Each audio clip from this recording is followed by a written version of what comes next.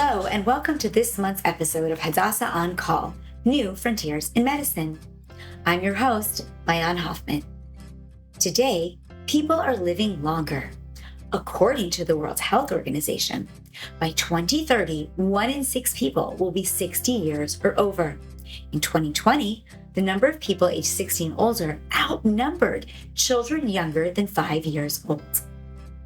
In general, though, seniors have been found to have experienced more conflicts than their younger counterparts, and therefore to know which solutions work and which don't. Various studies have also shown them to manage their emotions and their impulses better. Seniors can also have much more fun than those of us in middle age. With retirement, seniors are often given the gift of time. With an extra 40 hours a week not spent in the workplace, they can travel, take classes, and learn new skills, exercise, and enjoy time with family and friends even more. Aging is not a disease. However, some significant risk factors exist for developing chronic diseases in older age. Moreover, some conditions accelerate the aging process and can lead to declines in functionality and reduced quality of life. To discuss geriatric health, we have with us Professor Jeremy Jacobs, Director of the Geriatric Rehabilitation Center at Hadassah and Head of the Center for Palliative Care at Hadassah Mount Scopus. Welcome, Professor Jacobs. Hi, pleased to be here. Of course. Now, your specialty is quite unique. You have enormous amount of experience in geriatrics and medical fields in general. What drew you, though, towards this specific specialty? That's a good question. I was always interested in general medicine, also interested in psychiatry, and drawn to sort of ethical stuff. And I found I sort of naturally ended up in the area of geriatric medicine, it's a sort of very holistic area. It's perhaps one of the last bastions of general medicine. There's no great need to do a subspecialty. And you end up taking a very wide take on the patient's medical situation, family, psychiatry, psychology, emotions, cognition, social aspects, ethicals. It's very nice. I also like the pace. It's slow. It's slow, and you have to go quite deep. Does a doctor like yourself, a geriatric specialist, replace the primary care physician? No. For a number of reasons. Probably the most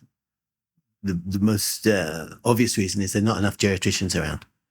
So if you've got 10, 11, 12% of the population over 65, and you've got around 300 geriatricians in Israel, which is quite a lot compared to other countries, so we just don't have enough people on the ground. Interesting. But also from a conceptual point of view, we are seen slightly more as a consultant, sort of second line approach to things. And that starts at around 65, that one would start seeing both a geriatric specialist as well as their primary care. Well, most 65-year-olds, and I won't say how far I am off from 65, but it's not so far, will not consider themselves geriatric. So the WHO, World Health Organization, says 65 is geriatric, and it's terribly out of date. It's there, like, I think 15, 20 years out of date. We start considering patients as geriatrics purely based on chronology, on time, age, from around 80 now, 75, 80. You can look at it as a time function or as a biological function. So we'll also look after younger people who have got a massive number of chronic illnesses and functional decline, and they behave as if they're geriatric patients at age 65. But most of our sort of optimal patients is around 80 plus. Now, Israel itself has a very large aging population. How many people do you treat on average a month in your department? And how important do you think prevention will be in order to make sure the caseload stays manageable as people live longer and need more care? So right now we have about 11% of the population in Israel are over 65. The expectation is that it's going to rise. It's going to start hitting 20% in the next 20 years or so. And the reason it's lower is because of the large amount of babies being born in Israel. Otherwise it would be higher, as in the rest of the world. We see a small, a drop in the ocean, okay, in our department. About somewhere around 50% of all the rehab patients are over 65. We have under our care only 14 geriatric rehab beds and another 14 end-of-life care beds.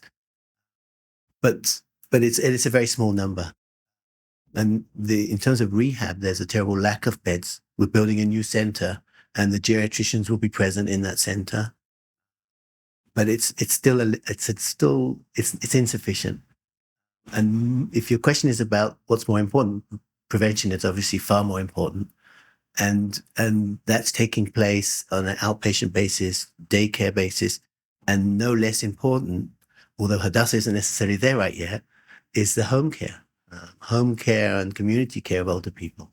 There's a massive growth of home care right now, and Israel's actually leading the way in the development of home hospital, home rehab, home hospice care, which isn't so new, but a lot of the other modalities are quite new.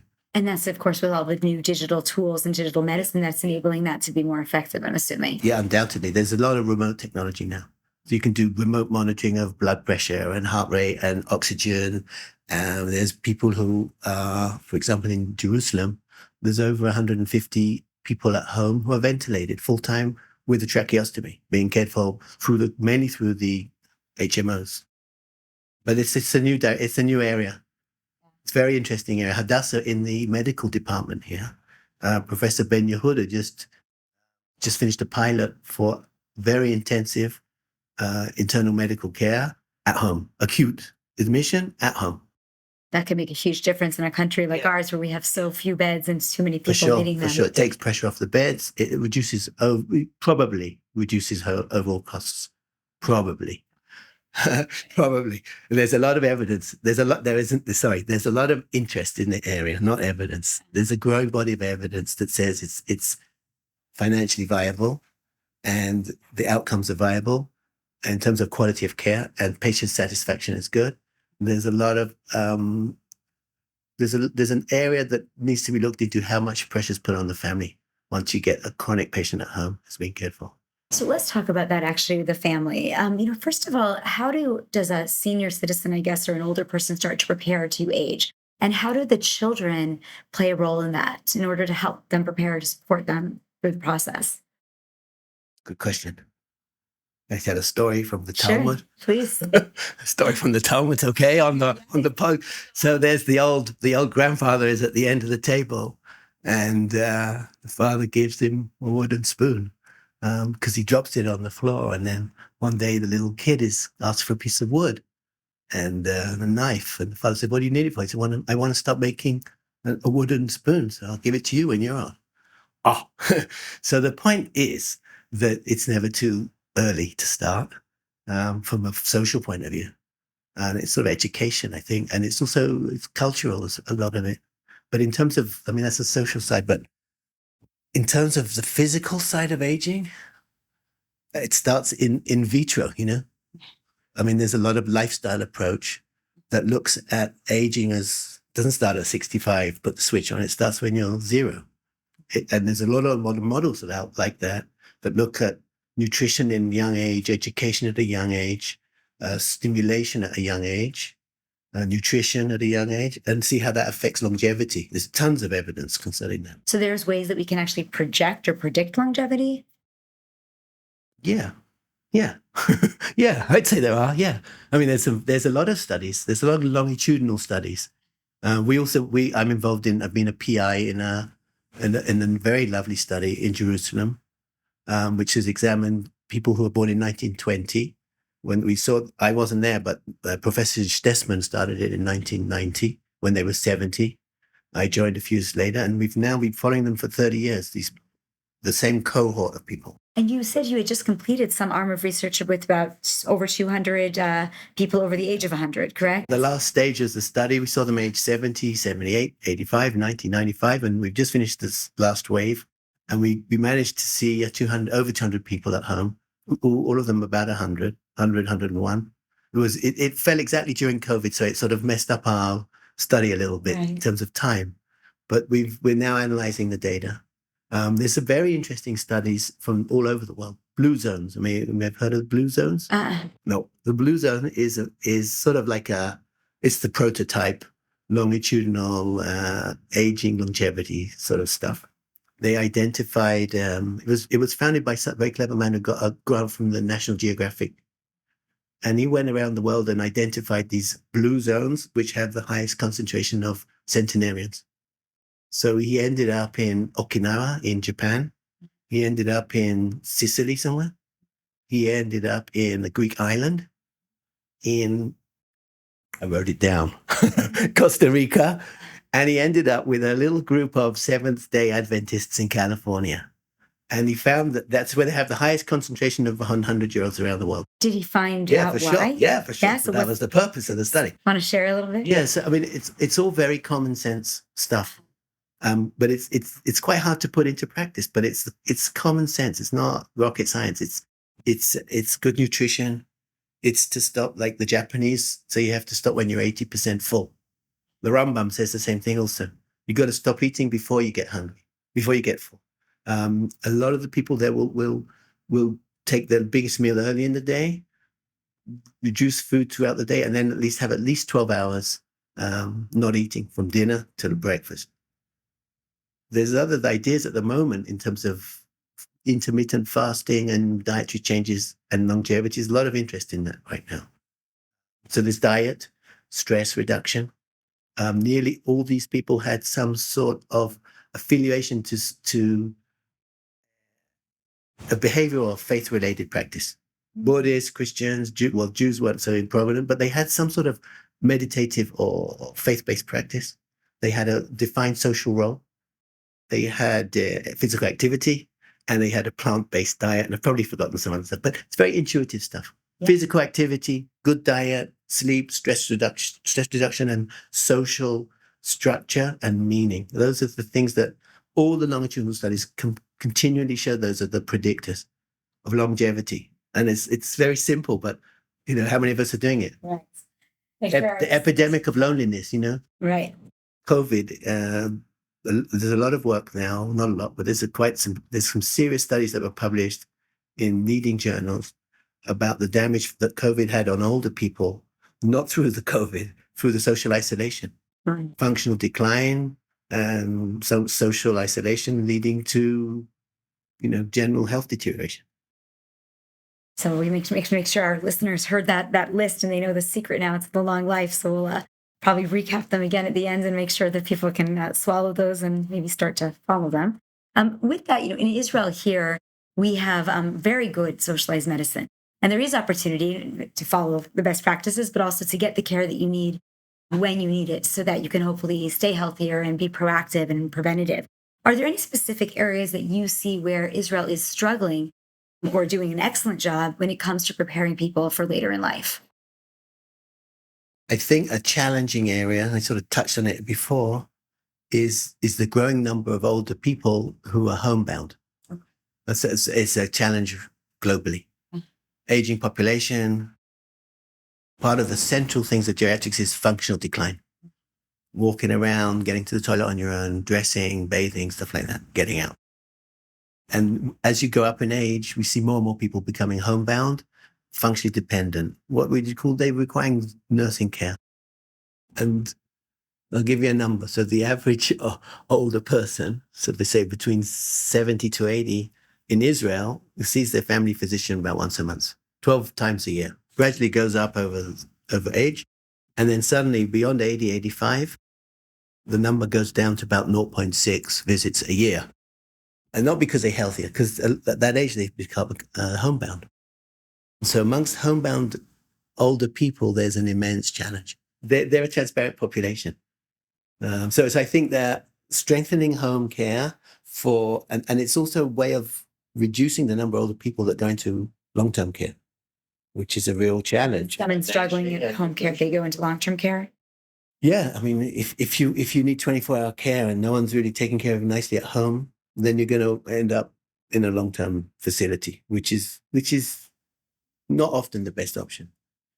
Other areas, promoting physical activity, preventing dementia, those are big ones, Physical activity should be easier, but it's hard. A lot of it is to do with planning, not at the individual level. Friendly town, age-friendly cities. There's research on the fact that if you make walkways with benches and trees and fountains, people start exercising. Really? People of all ages? Yeah. Interesting. In Jerusalem, there's the beautiful train track. Right. I run on that every morning. So so do I. Not every morning, really? but I run on it, yeah. Ah, And so you see there's a lot of people walking. So, before that, they weren't there. So age-friendly cities is very important. Dementia care. I mean, like I hinted at earlier, all this stuff starts early in life. There's a very interesting article from The Lancet, one of the leading medical journals in England. Not an article, a consensus opinion, which basically say that up to 40% of dementia can be prevented.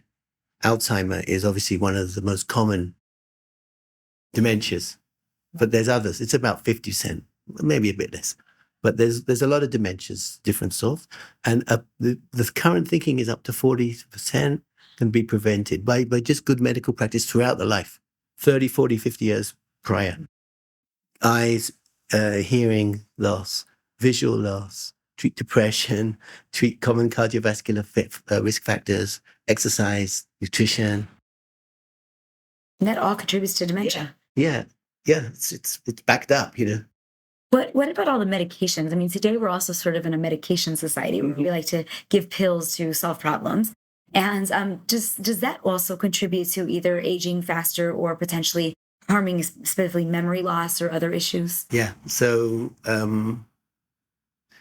part of a geriatrician's daily chore is to deprescribe. Take people off medication. Yeah. If you do Google Mm-hmm. deprescribing, there's a lot of things out there. There's sites and literature. And by nature of things, an older person goes to see one doctor, another doctor, and every time they see someone else, they get another medicine added. And then they all mix. Yeah, and somewhere over 6 to 8 medicines, we consider it to be polypharmacy, which means multiple medicines, and the general understanding is that polypharmacy is very dangerous to people, and we can try and get them off medicines. There's also research on the association of numerous drugs for sleeping tablets. We know they're bad for old people, but people take them. There's a very strong association with falls and fractures. Taking sleeping tablets and falls. Oh. Yeah, it's really strong. Most serious doctors will be very reluctant to initiate treatment with a sleeping tablet these days, certainly amongst an older person. Because of the effects. That said, if you come to our department, you'll see people are getting sleeping tablets. It's very hard to stand against them sometimes, Yeah.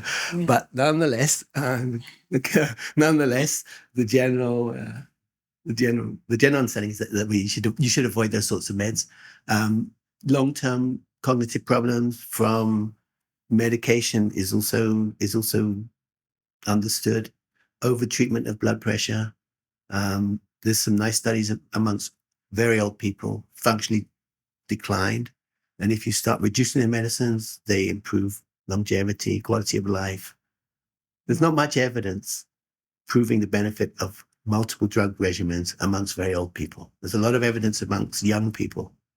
But if you take one drug amongst young people, it's not the same as 15 drugs amongst someone who's 90 years old who's got life expectancy of 2 years, 3 years. So I want to jump a little bit to the mental health side of things. How much should we be focused on mental health with the aging population? And, is it important to have check-ins with our loved ones? What are the best ways to handle that to ensure stable mental health? So mental health issues amongst older people is obviously a massive issue. Common problems, depression. There's a lot of problems of adjustment and loss, dealing with loss, which is often an inevitable part of aging, which can be a cause of anxiety with or without depression. I say the other major area of psychogeriatrics, most common one perhaps, is the problems of people with dementia who develop an enormously large range of behavioral and psychological disturbances. Checking in with old people is good anyway. It's a preventive means in mental health. One of the strong findings of longevity, of well-being, of successful aging is the fact that you've got 3, 4, 5 good social contacts. Also for young people, but most definitely in aging. All the studies come back to that. And according to the strength of these social contacts, usually family, but it doesn't have to be meaningful others. So that is supportive for your emotional, mental health, but it's also good for a lot for other stuff, maintaining functional status and general health issues. What can we do to maintain mental health? Communication, telephones, visits. They come out for coffee, go for a walk, do something they like. Phone up the grandma, Safta, Saba, Mama. That's just very basic stuff. But if we look at our society, it's not necessarily happening. Do you see that changing in Israel a lot? Because, for a long time in Israel, people grew up among their extended families. And it wasn't just, in America, I think people move away a lot. They go to their nuclear family, becomes their network. But here in Israel, for generations, people grew up on the street with their grandparents and, the whole extended family. But do you think that that's changing in the modern day here? And is that going to have an impact on the aging population here? My gut feeling is that it won't change because I think it's deep in the culture of Jewish culture and also Muslim culture. And in fact, it's interesting in Jerusalem, for example, there's only, I think, maybe 2 old age homes in East Jerusalem, as opposed to about 30 old age homes in West Jerusalem. So the older person in both the cultures is extremely respected, and there is obviously some downward change in which keeps up with the West, but I still see that the families are around the patient, looking after the patient. Israel has a very low rate of people in long-term care. You go to Sweden, it can be somewhere between 15%, 20% of older people will be in a long-term care facility. But if you look here in Israel, it's, in terms of the OECD, all the the European states, we're amongst the best for rates of long-term care. 4-5% of old people are in long-term care here. And is that also the case in the U.S., or is the U.S. much higher as well? Yeah, definitely. Yeah. Disruption of the nuclear family and distances and stuff like that. It fits in with the loneliness, all the talk about loneliness and the negative impact of loneliness. It all fits together with the sort of breakdown of family and the breakdown of social contacts.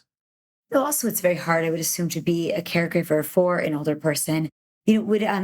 Is it better or worse for a family member to try to support the individual in the house despite all the challenges, or to go ahead and put them in a facility if it becomes difficult? What's better for the older person? What's also better for the family and for, I guess, maybe the grandkids or the other kids who have to then live in that environment? So it's a really hard question, and there's no one answer, first of all. And it's an individual decision for the family and the person and the patient. Most people would assume if there's financial capability and there's physical, the accommodation is okay, then to stay in your own home is better. Aging in place, that's like the buzzword, Right. We want old people to stay where they are and get old and if possible, leave this world from where they lived all their life, So there is that general assumption. But if it's a person who lives alone, who's got no income, can't afford a good care, then they're better off where they're going to meet people and be looked after. So it's not so clear. In terms of the caregiver, I mean, that's a whole issue.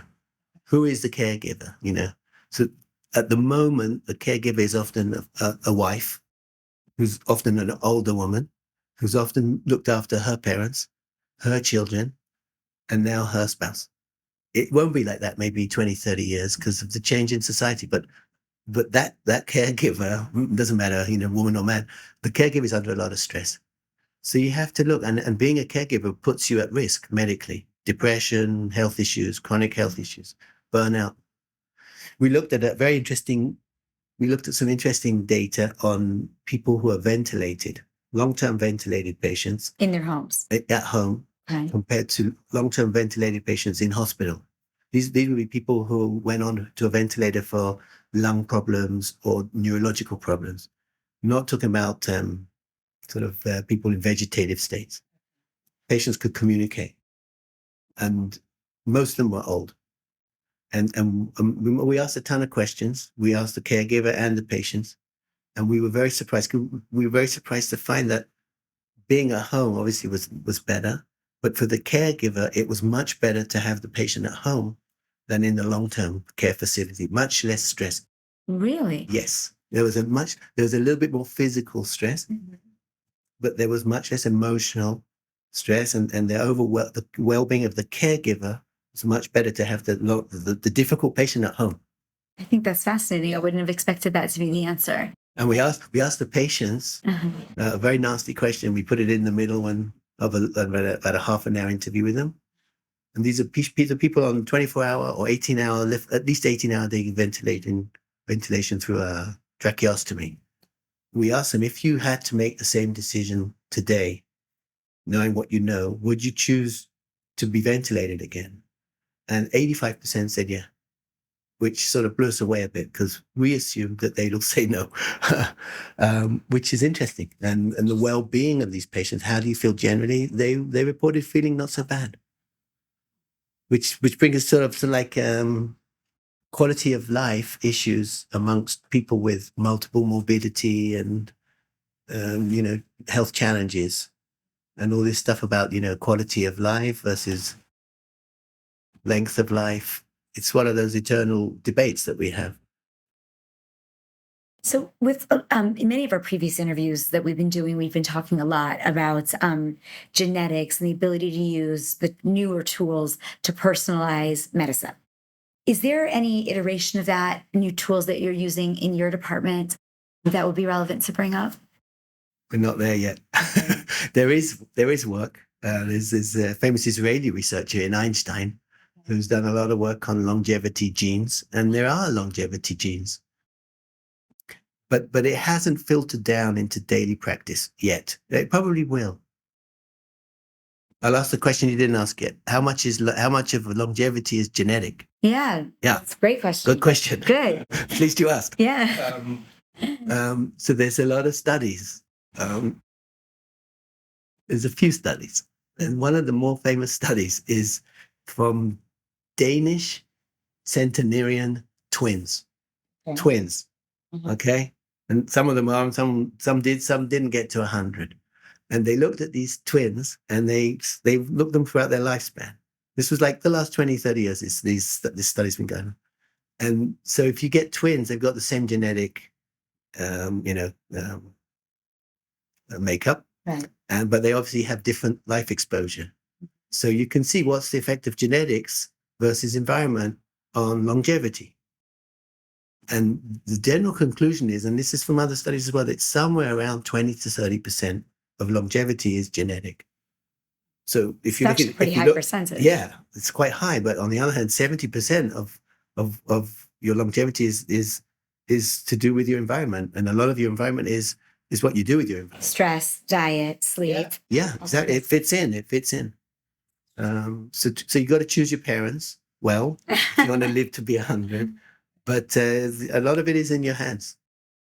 And is that, have you, in this longevity study that you're doing here in Jerusalem, where you watched people each decade, were you recording things like that? Like what their lifestyles were like, how they rated their stress levels? And then did you see a correlation? I know you're just finishing up now. You said on the 100-year-old. We just published a nice article a while ago on optimism.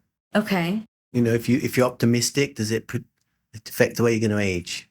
And? So the first study that showed that stuff was from nuns, famous study in America, nuns who went to the nunnery at age 20, and they had to write an autobiography about themselves and all sorts of stuff.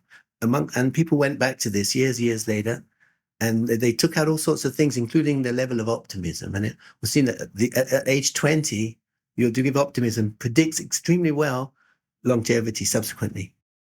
So we looked at older people.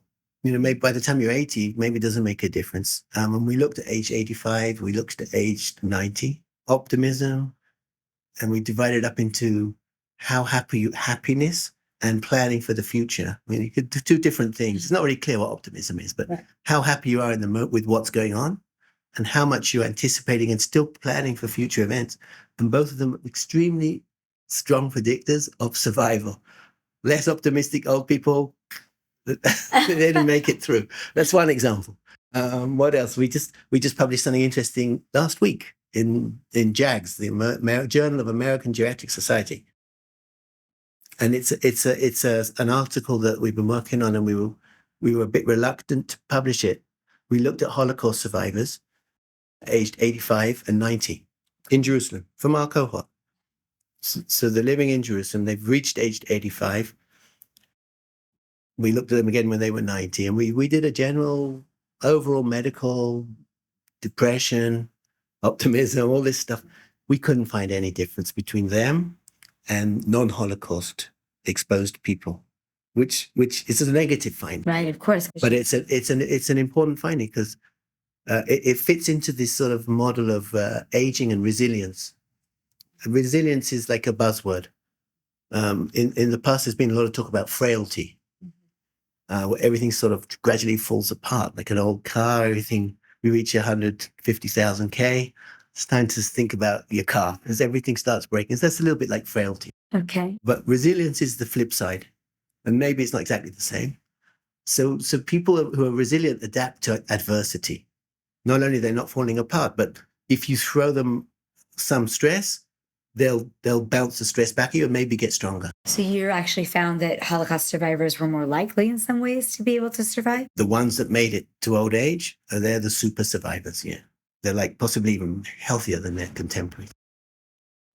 There was an article from Tel HaShomer Hospital. They looked at rehab after hip fracture amongst older Holocaust survivors, and they did better than the matched people who weren't survivors. So there's this like, they're survivors. They have adverse. They I won't say they thrive on it, but their whole existence has been dealing with incredibly hard issues and overcoming it. So it continues into old age, which is an interesting finding. Is there anything else you want to add? I didn't ask you. Anything else you think people should know that we didn't talk about? Ageism. Okay. It's not to do with Hadassah and then my little, No, for sure, but it's an important topic. It's out there, It's out there. I'm dealing with it organizationally. It's in the ministry. Ageism it's sort of a bit of a hidden issue. And there's a lot of health policies which often don't necessarily take the equality and the needs of older people fully into account. I think COVID did a lot to address that, put a spotlight on older people who were left at home and no one saw them for a year or two. So it's sort of in the public awareness, but there's a lot of health policies that need to be addressed. A lot of parim, a lot of health gaps, health inequalities that will have to be addressed because of the demography of aging in our society. Well, thank you so much for being with us today. This was definitely fascinating. Just give us real quickly, just to end it up, that list of those 5-6 things that we should be doing in order to ensure the length of our life. I think our listeners want to hear. The blue zones. It's not my stuff. It's the blue zones. It's out there on the internet. Educate us. It's okay. It's you got to keep moving. Physical activity. You got to have meaning. Some sort of meaning structure. You got to have some sort of belonging to a community. You got to eat slightly less than you think you want to eat. You got to be very close to a plant-based diet. They actually put having a little afternoon drink around 4 or 5 in the afternoon down there. That's a good thing. Well, they say it is. It's up for grabs still. All right. That's the one I'm writing. Put your loved ones first. Good social contacts. I think I said them all. Excellent. Okay. Well, thank you very much for your time. We appreciate it. Thank you. Okay. Bye.